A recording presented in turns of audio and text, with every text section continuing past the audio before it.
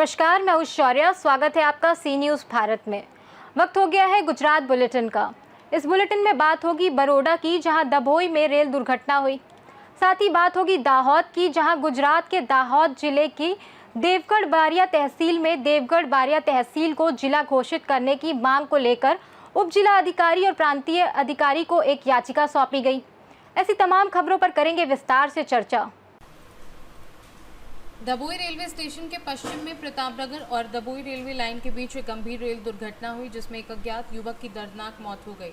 युवक ट्रेन की चपेट में आ गया। घटना स्थल पर ही युवक गंभीर रूप से घायल हो गया और कुछ ही देर बाद उसकी मृत्यु हो गई।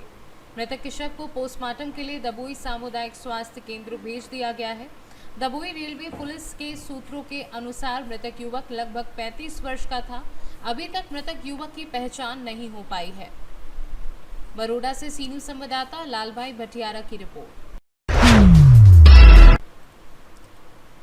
दभोई के श्री दयाराम केलवानी मंडल द्वारा संचालित विद्यालयों में नवरात्रि उत्सव बड़े उत्साह और उमंग के साथ मनाया गया। इस शुभ अवसर पर जीएम वसईवाला अंबिका प्राथमिक विद्यालय, एमएच दयाराम शारदा मंदिर और एमपीसी देसाई अंग्रेजी माध्यम विद्यालय में सांस्कृतिक कार्यक्रम आयोजित किए गए। कार्यक्रम में श्री दयाराम केलवानी मंडल के अध्यक्ष दीपक भाई भोईवाला एवं उनकी धर्मपत्नी हिरलबेन भोईवाला विशेष रूप से उपस्थित थे।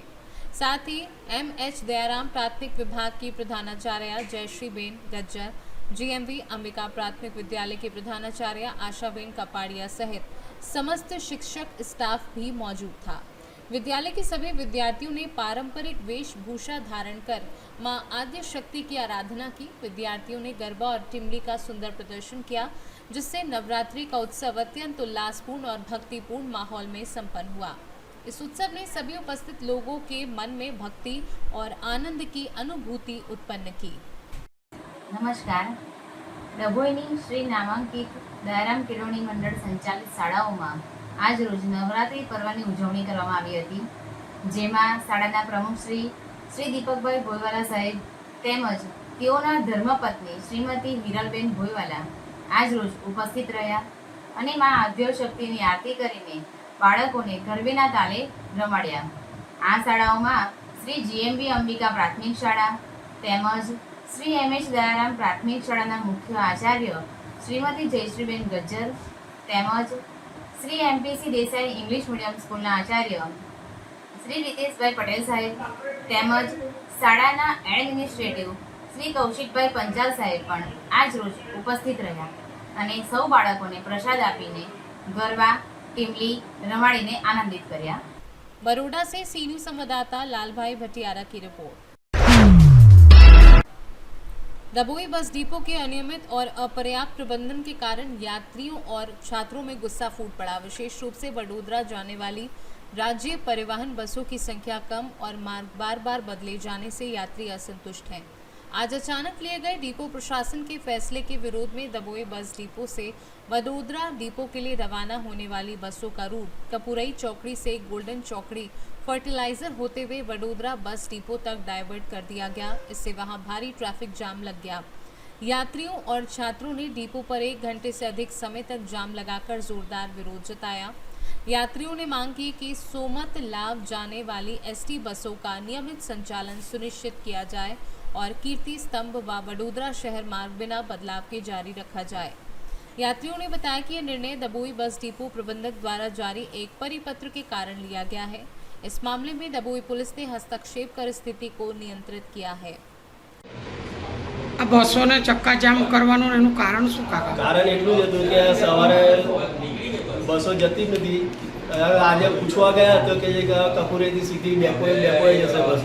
અમારે જવાનું સિટી બસમાં સિટીમાં અંદર તો એ બસને ના પાડી એટલે અમે આ ચક્કા જામ કર્યું છે અને 5 દિવસ એ લોકોએ ચલાવ્યું। કીર્તિ સ્તંભને ડેપોએ બસો ગઈ તો આજે કેમ નહીં? એના માટે આ ચક્કાજામ કર્યું છે અને કાયમ માટે અમારી ફરિયાદ જે છે એ લોકો ફરિયાદ સાંભળતા નથી કે રેગ્યુલર બસો એવા એમ મૂકતા નથી। જે મન ફાવે એમ બસ આવે તો જશે, બસ આવે તો જશે, એનો કોઈ ટાઈમ નક્કી નથી। 1-2 બસો તો એ લોકોએ કેન્સલ જ કરી નાખી।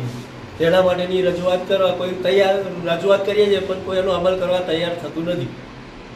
તો હવે તમારી શું માંગ છે? અમારી માંગ એ છે કે અમને ટાઈમ પહેલાં જે ટાઈમે બસો જતી હતી 15-15 મિનિટે બહોળાની એ બસો એક બે બસો કાપી નાખે, બાકીની બસો તો રેગ્યુલર કરી આપે, જેથી પબ્લિક હેરાન ના થાય ને નોકરિયા તો વધારે હેરાન થાય છે આમાં. શું સમસ્યા હતી ચક્કાજામ કરવાનું? ડભોઈ ડેપોમાં ચક્કાજામ કરવાની સમસ્યા ખાલી એક જ નડી છે કે અહીંયા સ્ટ્રિક્ટલી પરિપત્રનું પાલન થતું નથી. રાત્રિ દરમિયાન પરિપત્ર આવેલો છે, તેમ છતાંય દિવસમાં બી આ લોકો પરિપત્રનું પાલન કરે છે, બસો રોકે છે, દિવસમાં કોઈ ટ્રાફિક હોતું નથી. ડેપો સિવાય બધા જ ડેપોની બસો જાય છે, કરજણ, છોટાઉદેપુર, બધા જેટલા ડેપો છે બધા જ ડેપોની બસો અંદર રેગ્યુલર રૂટ ફોલો કરે છે. પણ આ ડેપોની બસો બાયપાસ જ જાય છે, જેના લીધે મુસાફરોને, વૃદ્ધોને, જે બી કોલેજવાળા છે, સ્ટુડન્ટ્સ છે, બધાને પ્રોબ્લેમ થાય છે. અને એ બધા લોકો એવું નથી કે ભાડો તો ચૂકવે છે ને અમુક લોકોએ તો બચારા પાસ બી કરાયેલા છે, એડવાન્સ પેમેન્ટ આપીને આવી બધી સમસ્યાઓનો સામનો કરી રહ્યા છે. તો પછી એનું નિરાકરણ શું? એના માટે આજે અમે આ વસ્તુ કરેલી છે ને આ વસ્તુનો અમારે જરૂરતથી વધારે જેટલી વહેલું થઈ શકે ને એટલું વહેલું આનું નિરાકરણ તમારે લાવવું પડશે. કેટલી બસો રોકી હશે હાલમાં? બસો તો વધારે રોકાઈ નથી, એમ તો ખાલી 5-6 એટલે ડભોઈ ડેપોની જ બસો છે ને એ બી રેગ્યુલર, આમ બી કોઈ દિવસ ટાઈમ હોતી નથી ને બસો રોકી નથી. અમે બસો રોકી નથી, બસોને ખાલી એટલું કીધું છે કે તમે અમારી આ સમસ્યા છે આનું નિરાકરણ કરો, અમે જવા તૈયાર છે. બસો અમે કોઈ એવી રોકી નથી. બસોનું ખાલી એટલું જ કહેવું છે, અમારું ખાલી એટલું જ કહેવું છે ડેપો મેનેજર શ્રીને અને એટીઆઈ મેનેજર શ્રીને એટલું જ કહેવું છે કે તમે અમારી આ ખાલી સમસ્યાનું નિરાકરણ કરો, બને એટલી વહેલી તકે આ સમસ્યાનું નિરાકરણ કરી આપો. અમે બહુ હેરાન થઈ ગયા છે ને અમે ડેપોથી તો બહુ ત્રાસી ગયા છે સાહેબ. ચક્કાજામ કરવાનું વિદ્યાર્થીઓને પેસેન્જરોનું કારણ શું? આજ રોજ 26/9/2025ના રોજ સવારે 9 કલાકે કમિશનર સાહેબશ્રીનો આદેશ હોય કોઈ પણ બસ કપૂરે ચોકડીથી સોમા તળાવ થઈ કીર્તિસ્તંભ થઈ રૂટ શરૂ કરવા નહીં, તેના બદલે કપૂરે ચોકડી, Ajwa road, Waghodia road, golden ચોકડી, ફર્ટિલાઇઝર થઈ વડોદરા ડેપોનું સંચાલન કરવાનું હતું. એ નિયમ અનુસાર બસ સીધી નહીં લઈ જવાની બાબતમાં મુસાફરો દ્વારા ઉશ્કેરણી કરી અને ચક્કાજામ કરવામાં આવ્યો હતો, જેની અંદર સવારે 9 કલાકથી 10:30 કલાક સુધી ટ્રાફિક એ લોકોએ રોકી રાખ્યો હતો. અમારા દ્વારા પોલીસ સ્ટેશનમાં જાણ કરી પોલીસ બોલાવી બાદ આ પ્રશ્નનું નિરાકરણ આવી ગયેલ છે. આ મુસાફરો કાયમના છે, કાયમના ટેવાયેલા છે, વારંવાર ફરિયાદો કરવા માટે પણ ટેવાયેલા છે, ઉશ્કેરણીજનક ભાષણ કરવા માટે પણ ટેવાયેલા છે. વારંવાર એમને સપોર્ટ કરવા છતાંય એ લોકો કોઈનું કશું કંઈ માનવા તૈયાર છે નહીં. અને 4-5 જેન્ટ્સ હતા અને 2-3 લેડીઝ એ લોકોએ જ ઉશ્કેરણી કરીને 1.5 કલાક એસટીનો સમય બગાડ્યો છે. ખરેખર संवाददाता लालभाई भटियारा की रिपोर्ट। गुजरात राज्य के दाहोद जिले के गोधरा रोड पर स्थित श्री स्वामी विवेकानंद ज्ञान शक्ति जनजातीय आवासीय उत्कृष्ट विद्यालय में कक्षा 8 की छात्रा की इलाज के दौरान मौत हो गई। इस घटना के बाद परिवार ने स्कूल पर गंभीर लापरवाही का आरोप लगाया है। स्कूल प्रिंसिपल के अनुसार छात्रा को तबीयत बिगड़ने पर अस्पताल भेजा गया था और परिवार को सूचित किया गया था, जिसके बाद परिवार अस्पताल पहुंचा। हालांकि मृतका के परिवार ने आरोप लगाया है कि जब उन्हें उनकी बेटी की बीमारी के बारे में बताया गया तो स्कूल स्टाफ ने उचित जानकारी और सहायता नहीं दी। परिवार ने इस घटना को स्कूल की गंभीर लापरवाही बताया और दोषियों के खिलाफ कार्यवाही की मांग की। घटना के विरोध में परिजनों और आदिवासी और महिला पुलिस की टीम मौके पर पहुंची और स्थिति को नियंत्रित किया। प्रशासन ने मामले की जांच शुरू कर दी है। दाहोद से सी न्यूज़ संवाददाता सोलंकी रोहित की रिपोर्ट।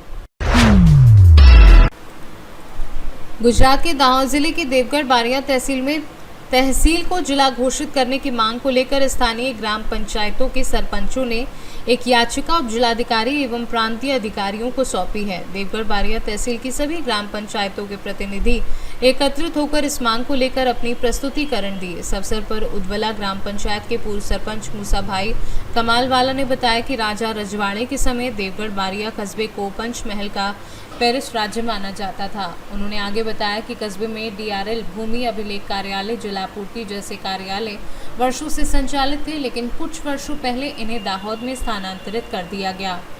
मूसा भाई कमाल वाला ने यह भी चिंता जताई कि अगर देवगढ़ बारिया को जिला घोषित किया गया तो वर्तमान उपवन संरक्षक कार्यालय भी स्थानांतरित हो सकता है। सरपंचों ने जिला घोषित करने की मांग के समर्थन में याचिका सौंपी और अधिकारियों से त्वरित निर्णय की अपेक्षा जताई। आज रोज तारीख 25/9/2025 रोज तमाम सरपंचों 100 જેટલા ઉપસ્થિત થયા હતા અને દેવગઢ બારિયાને જિલ્લો ઘોષિત કરવામાં આવે તેની માંગ કરવા માટે ઉપસ્થિત થયા હતા। કેમ કે દેવગઢ બારિયા એક પેરિસ ગામ છે, રાજા રજવાડાનું ગામ છે. તમામ ઓફિસો દેવગઢ બારિયામાં અમારી હતી. ડિયાલયની ઓફિસ એ અમારી દાહોદ જતી રહી અને પાણી પુરવઠાની પણ ઓફિસ અમારી દેવગઢ બારિયામાંથી એ પણ દાહોદમાં જતી રહી. ઉપરાંત અમારી ફોરેસ્ટ ડિવિઝન આજે દેવગઢ બારિયામાં છે. અગર આ જિલ્લો ના બને તો આવી તેવી ઓફિસ ફરી અહીંથી જતી રહેવાની અમને એક ડર છે. માટે કરીને દેવગઢ બારિયા પેરિસ ગામ છે તો અમારા દેવગઢ બારિયાને જિલ્લો ઘોષિત કરવામાં આવે. તો આજ રોજ અમે તમામ સરપંચો ઉપસ્થિત થઈને પ્રાંત સાહેબને આવેદનપત્ર આપીએ છીએ. दाहोद से सीनियर संवाददाता सोलंकी रोहित की रिपोर्ट। फिलहाल के लिए गुजरात बुलेटिन में बस इतना ही। देश और दुनिया की तमाम बड़ी खबरों के लिए बने रहिए सी न्यूज़ भारत के साथ। हर खबर आपके साथ, आपके हाथ।